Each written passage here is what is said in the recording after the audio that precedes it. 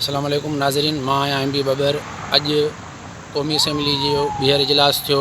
उन में जेको मुखालिफ़ धुर हुई उहा अॼु तमामु जेको आहे एग्रेसिव रही। हुन जेको आहे अॼु हुकूमत जेका धुर आहे उन जे लाइ जेको वॾो एहतजाज कयो। उन जे लाइ अॼु जेको मौलाना फज़लुर रहमान जो पुटु आहे मौलाना असदुर रहमान, हुन जेको आहे हुकूमती धुर खे जेको आहे चैलेंज कयो त अचो त मां बि इस्तीफ़ा ॾियां थो ऐं तव्हां बि इस्तीफ़ा ॾियो, नई सिर चूंडूं विढ़ूं था। पोइ उन हवाले खां ॿिए तरफ़ जेको आहे मुस्लिम लीग जो अॻुवान आहे ख़्वाजा आसिफ़, हुन मुक़तदर धुरियुनि खे ख़बरदार कयो त ॿिनि सूबनि में अलहदगी जूं तहरीकूं हलनि थियूं। उन करे पार्लियामेंट ऐं आइन खे जेको आहे अहमियत ॾियो। अगरि तव्हां अहमियत न ॾींदव त उन जा जेके सुठा नतीजा न निकिरंदा। उन हवाले सां अॼु जेको आहे इस्लामाबाद जा सीनियर सहाफ़ी आहिनि अब्दुल रज़ाक खटी साहिबु, अचो त अॼु जेका क़ौमी असैम्बली जी कार्रवाई आहे उन बाबति उन खां पुछंदासीं जेको आहे हू छा था चवनि। साईं, अॼु तव्हां ॾिठो त वरी ॿीहर इजलास थियो। कल्ह खां अॼु अपोज़िशन जेका एग्रेसिव रही ऐं हुन जेको आहे हुकूमती धुर खे जेको आहे चैलेंज बि कयो त असां इस्तीफ़ा ॾियूं था। मौलाना फज़लुर रहमान जो पुटु असदुर रहमान चयो त मां इस्तीफ़ा ॾियां थो। उन वफ़ाक़ी वज़ीर अमीन गंडापुरा खे चैलेंज कयो त तव्हां बि इस्तीफ़ा ॾियो, पोइ ॿीहर नई सिर इलेक्शन विढ़ूं था। ऐं ॿी जेका ख़ासि ॻाल्हि आहे उहा नून लीग जो जेको अॻुवान आहे ख़्वाजा आसिफ़, हुन जेको आहे हिननि खे ख़बरदार कयो आहे त जेको आहे आइन ऐं पार्लियामेंट खे अहमियत ॾियो। अगरि जे तव्हां न ॾींदव त ॿिनि जेके आहिनि मुल्क जे सूबनि में उहे अलहदगी जूं तहरीकूं हलनि थियूं। सो उन खे तव्हां कीअं था ॾिसो? एम बी साहब, वॾी महिरबानी तव्हांजी। अॼोके इजलास खे असल में कल्ह जेका कानून साज़ी थी आहे, ऑर्डिनेंस खे उन्हनि पेश करण सां गॾोगॾु जेके उनखे बिल जी शक्ल ॾेई ऐं बिना कंहिं स्टैंडिंग कमेटी ने मोकिलण जे मंज़ूर करे छॾियो। असल में अॼोको इजलास बुनियादी तौर ते उन एहतजाज जो तसलसुल आहे।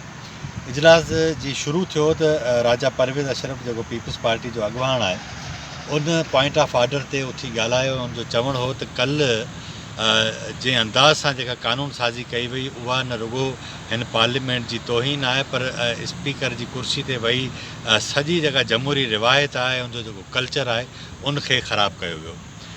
उन खां पोइ राजा परवेज़ अशरफ मुसलसल जेका तक़रीर कंदे रहियो ऐं उन दौरान ई हुकूमती जेके बेंच आहिनि उते आवाज़ु शुरू थी वियो। ऐं तव्हांखे ॿुधाईंदो हलां त चीफ वैब जेको हुकूमत जो आहे आमिर डोगर, उन उथी इहो जवाबु ॾिनो राजा परवेज़ अशरफ खे त अॼु कल्ह जेका बि कानून साज़ी थी उहा आइन ऐं कानून मूजिबि थी हुई। उन खां पोइ परवेज़ खटक जेको वज़ीर दिफ़ा आहे उन ते ॻाल्हि ॿोल शुरू थी। उन परवेज़ खटक बि राजा परवेज़ अशरफ जेको इल्ज़ाम खणी पाण चयो स्पीकर ते हयो, उहो इहो हो त स्पीकर खे राजा परवेज़ अशरफ या अॼोके इजलास में बाक़ी जेके बि अपोज़िशन जा मुक़रर हुआ उन्हनि समूरनि जो इहो मौक़िफ़ हो त स्पीकर क़ौमी असैम्बली खे मौलाना फज़लुर रहमान जी जेको धरणे जे लाइ मुज़ाकराती कमेटी ठही आहे उन में उनजो हिसो न थियणु घुरिजे आहे। स्पीकर क़ौमी असैम्बली खे राजा परवेज़ अशरफ मुखातिब थींदे चयो त तव्हां हिन सॼे ऐवान जा जेको आहे सो कस्टोडियन आहियो ऐं तव्हांखे इहा ॻाल्हि नथी सुम्हे त तव्हां जेको आहे सो हुकूमती कमेटी जा नुमाइंदा थियो। जिते स्पीकर क़ौमी असैम्बली चयो त मूंखे वज़ीर आज़म चयो हो त आउं हिन मसइले खे हल करायां। उन ते परवेज़ अशरफ वरी इहा ॻाल्हि कई त अव्हांखे त को बि माण्हू डिक्टेट नथो करे सघे, तव्हां त हिन ऐवान जा कस्टोडियन आहियो। उन खां पोइ अपोज़िशन ऐं हुकूमत जी बेंचनि जे विच में हिक ॿिए जे ख़िलाफ़ु गोड़ शुरू थी वियो। केतिरा ई भेरा हुकूमत जा जेके मेंबर हुआ उहे अपोज़िशन जे ख़िलाफ़ु उथी बीठा। इन ई रीति जेको आहे सो अपोज़िशन जा जेके मेंबर हुआ उहे हुकूमत जे ख़िलाफ़ु उथी बीठा। अॼोके इजलास जे अंदरि जेका इंतिहाई अहम ॻाल्हि हुई उहा हुई ख़्वाजा आसिफ़ जी तक़रीर। ख़्वाजा आसिफ़ बुनियादी तौर ते कल्ह डिप्टी स्पीकर जेका कार्रवाई हलाई हुई उनखे जेको आहे सो ई बाक़ाइदा जी माण्हू चवंदा आहिनि कंध मां जले कंहिंखे धूंधाड़बो आहे, उहो ई हुन तरीक़ो अख़्तियार कयो। उन उथंदे इहा ॻाल्हि कई त जंहिं माण्हू जे 65,000 वोट जाली निकिता हुजनि उन कल्ह स्पीकर जी कुर्सी ते वेही हे सॼी जेको आहे सो आइन ऐं कानून ऐं पार्लियामेंट जी बेतौक़ीरी कई आहे। ऐं अॼु हुन ॿियो इंतिहाई अहम ऐलान कयो, उहो इहो हो ख़्वाजा आसिफ़ चयो त असां डिप्टी स्पीकर जे ख़िलाफ़ु अदम एतमाद जी तहरीक आणींदासीं। इहो वॾो ऐलान हो अपोज़िशन जे पारां। हुन इहा बि ॻाल्हि कई त हे जेको कानून साज़ी कल्ह थी आहे असां उनजे ख़िलाफ़ु अदालत में वेंदासीं। त हे जेका सॼी सूरत हाल ठहे पई उन में माना तव्हां जेकॾहिं ॾिसो न त अॼु कल्ह बि वक़फ़ा सवालात न हलियो, अॼु बि कोन हलियो। हाणे इहे वक़फ़ा सवालात बुनियादी तौर ते जेके मेंबर हूंदा आहिनि पार्लियामेंट क़ौमी असैम्बली जा उन्हनि जी बुनियादी तौर ते उन्हनि जे पारां पार्लियामेंट खां या सरकार खां जेके सवाल थींदा आहिनि उनजा जवाब ईंदा आहिनि। उन जवाबनि ते वरी जेके सप्लीमेंट्री सवाल उहो लाॻापियल मेंबर कंदो आहे, उन ते हुकूमत या उनजो जेको लाॻापियल वज़ीर आहे जवाबु ॾींदो आहे। गुज़िरियल 2 ॾींहंनि खां इहा सॼी सूरत हाल मुतासिर थी आहे।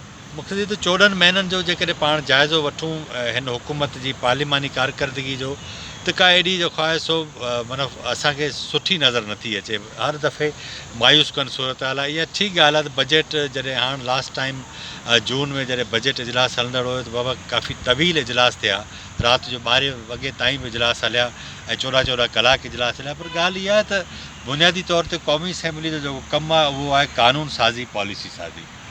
हीअ उन पासे नथी वञे। मक़सदु असांखे कॾहिं कॾहिं लॻंदो आहे त ख़ुशूसनि अपोज़िशन जो त कमु आहे बाबा ठीकु आहे, जज़्बाती तक़रीरूं करणु, नारा हणनि, सभु कमु।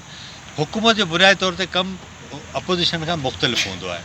हुकूमत बुनियादी तौर ते पॉलिसी ठाहींदी आहे, पंहिंजा रवैया बहितर कंदी आहे। पर मुराद सईद आहे या अली अमीन गंडापुर आहे, इन क़िस्म जा जेके माण्हू असां ॾिसूं था उन्हनि जो जेको रवैयो आहे ॾाढो सख़्तगीर हूंदो आहे। हाणे मूंखे ॿुधायो न, अॼु जेका सूरत हाल पैदा थी आहे क़ौमी असेंबली जे अंदरि, वज़ीर दिफ़ा जेको ख़ुदि कमेटी जो मेंबर आहे, उन जेकॾहिं इहे ॻाल्हियूं कयूं आहिनि, या अली अमीन गंडापुर जेको आहे उहो मौलाना फज़लुर रहमान जे पुट खे चवे थो त जेको आहे सो तव्हां इस्तीफ़ा ॾियो त असां मुक़ाबिलो करण लाइ तयारु आहियूं। मूंखे त ॾे जवाबु वठि जवाब वारी जेका सूरत हाल आहे उनजा नतीजा कॾहिं बि सुठा नथा निकिरी सघनि। हाणे फ़र्ज़ु करियो मौलाना फज़लुर रहमान हींअर वेठो आहे धरणो हणी, असांजा सोर्सिस ॿुधाइनि था त मौलाना हाणे पंहिंजे धरणे जो जेको टाइम आहे उहो हाणे वधाए छॾियो आहे।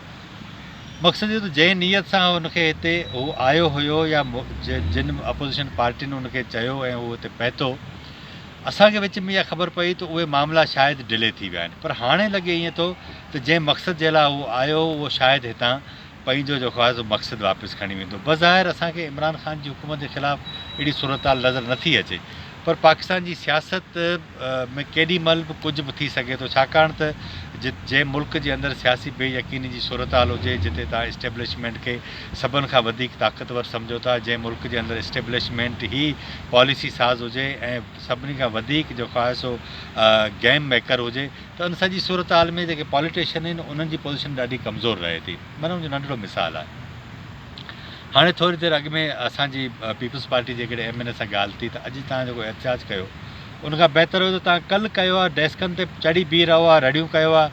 त उन हिकिड़ो नओं इंकिशाफ़ कयो, चई त मूं त पंहिंजे दोस्तनि मेंबरनि खे चयो त तव्हां हली हिनखे ॻिची मां जले लाहियूं डिप्टी स्पीकर खे। मक़सदु चवण जो इहो त जेकॾहिं चंद पीपल्स पार्टी जा या नून लीग जा माण्हू एग्रेसिव आहिनि, पर बाक़ी जेके बि अपोज़िशन जूं जमायतूं आहिनि उहे हिन पोज़ीशन ते वञणु नथियूं चाहिनि। हाणे उनजो वाज़े सबबु इहो आहे त हिकिड़ो ख़ौफ़ आहे ॿधिजी वञण जो, हथ कारा आहिनि। सिधी ॻाल्हि आहे त सियासत में तव्हां उन वक़्तु ताईं विड़ी सघो था जेसि ताईं तव्हांजा दामन ऐं हथ साफ़ आहे, ठीकु आहे। उन खां सवाइ तव्हां नथा विड़ी सघो। त हिते सॼो हथ ठहियो, पर हिते त पॉलिटिशियन जो मोह कारो लॻो पियो आहे। पर छाकाणि त असां वटि इस्टेब्लिशमेंट वधीक ताक़तवर आहे ऐं असां ॾिठो आहे त समूरा मामला ख़ुदि मैनेज करे थी, हिकिड़ी डिफेक्टिव गवर्नमेंट जो सिस्टम उन वटि ऑलरेडी मौजूदु आहे। उन सूरत हाल जे अंदरि असां ॾिसूं था त हे असांखे ॾाढा कमज़ोर नज़र अचनि था। हिकु त मूंखे ॿुधायो त हीउ जेको 342 जो ऐवान आहे, हिन में तव्हांखे 42 माण्हू त मुल्क जी पॉलिसी ते ॻाल्हाइण जा अहल त नज़र ईंदा, बाक़ी 300 माण्हुनि खे इहा ख़बर बि न आहे त मुल्क जी पॉलिसी थींदी छा आहे। क्वेश्चन आर जे अंदरि या उनजे बुक जे अंदरि जेके शयूं प्रिंट थियनि थियूं उनजे अंदरि छा चयो वियो, हुकूमत छा चयो, इन्हनि जो को ॾियणु वठणु न आहे हिन सां। त इन सॼे जमहूरियत बुनियादी तौर ते हिकिड़ो सुठो नारो आहे, हिकिड़े सिस्टम जी ॻाल्हि आहे जंहिंजे अंदरि तव्हांखे मौक़ो आहे, तव्हां ॻाल्हाए सघो था।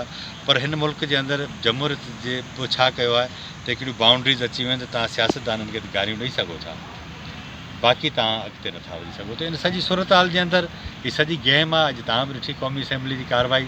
सो आउं ज़ाती तौर ते मूंखे मतिलबु ठीकु आहे, ॾे जवाबु वठि जवाबु वारी आहे, पर फ्रूटफुल क़िस्म जो जेकॾहिं को बिज़नेस अचणु घुरिजे उहो नथो थिए। ठीकु नाज़रीन, तव्हां इस्लामाबाद जा सीनियर साहिब अब्दुल रज़ाक खटी साहिब जो तज़ियो ॿुधो। असांजे हाणे चैनल खे सब्सक्राइब कयो ऐं वधीक अपडेट जे लाइ असांजो चैनल ॾिसंदा